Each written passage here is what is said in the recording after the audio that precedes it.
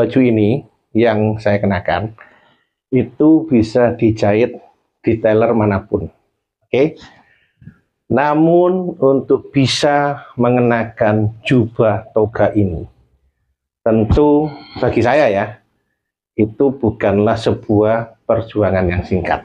Nah, dimulai di tahun 2004 pasca setelah selesainya saya menempuh pendidikan strata 1.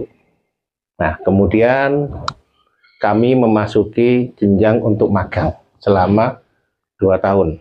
Kemudian setelah magang ya 2 tahun itu kemudian baru kita pendidikan profesi advokat. Oke, setelah pendidikan baru ujian dan terakhir adalah penyumpahan.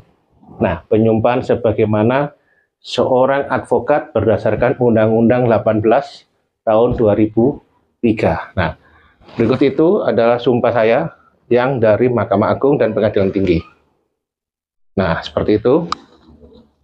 Jadi, esensi menggunakan pakaian itu tentunya haruslah disesuaikan dengan dengan norma mekanisme ya di mana kita harus berada.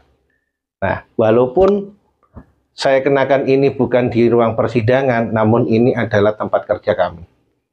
Dan itu masih relevan atau masih positif ya. Kecuali kalau kita buat untuk kemana-mana yang tidak sesuai dengan peruntukannya, itu tidaklah dibenarkan atau tentunya tidak bagus dan bisa dikategorikan melanggar kode etik seorang advokat atau seorang pengacara. Nah, oke. Jadi bagi kami atau saran kami bagi semuanya, ketika kalian memantapkan diri, bagi adik-adik saya atau mungkin bagi yang mungkin usia sudah di atas kami, namun baru terbuka keinginan untuk menjadi seperti kami, ya kan? Karena kan sekarang tuh banyak ya. Itu kiranya kita semua tanpa terkecuali tetap harus menjunjung tinggi marwah, harkat, martabat profesi ini. Nah, tunjukkan, buktikan, dan lakukanlah yang terbaik bagi mereka yang membutuhkan. Ya, namun ingat, jangan karena esensi materi, jangan karena esensi finansial, kemudian melakukan segala cara yang mana tentu hal itu tidaklah elok atau tidaklah bagus.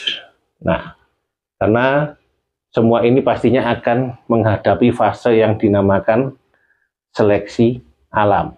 Mengapa kami bisa bertahan sejak 2009 ya hingga saat ini, kurang lebih sudah 10 tahun lebih ya, karena kami memberikan bukti nyata, memberikan hasil nyata ya. Dan ketika ada pihak-pihak yang bertanya mengenai proses perkara, berapa lama, hasilnya bagaimana, kiranya seorang profesional handal itu baiknya janganlah kalian, kita, engkau, siapapun juga ya, memberikan janji-janji manis, namun tunjukkan hasil kerja ya.